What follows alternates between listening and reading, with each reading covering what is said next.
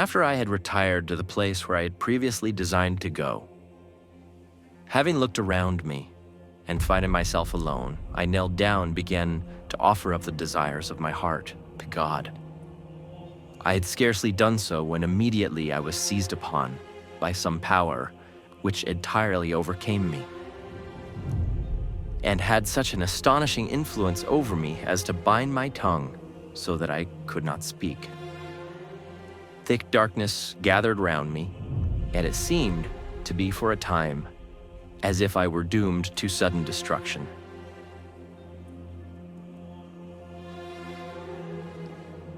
But exerting all my powers, I called upon God to deliver me out of the enemy which had seized upon me. And at that very moment when I was ready to sink into despair and abandon myself to destruction, oh God, help me.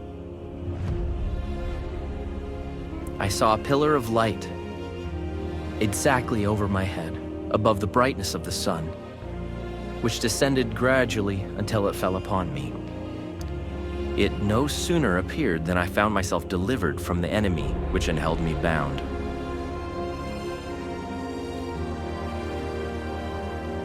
When the light rested upon me, I saw two personages, whose brightness and glory defied all description, standing above me in the air.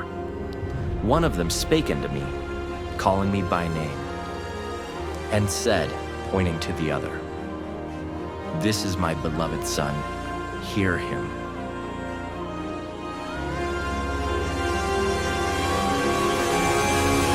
Joseph, thy sins are forgiven thee.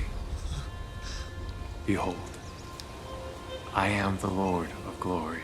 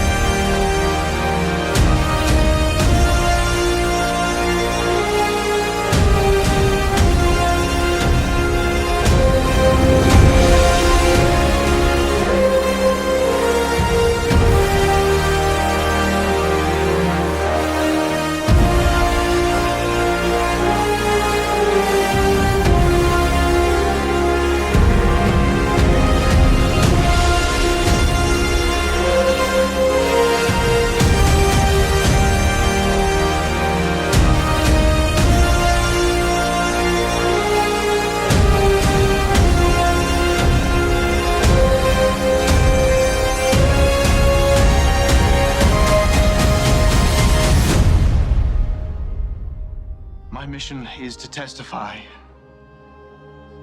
of Jesus Christ.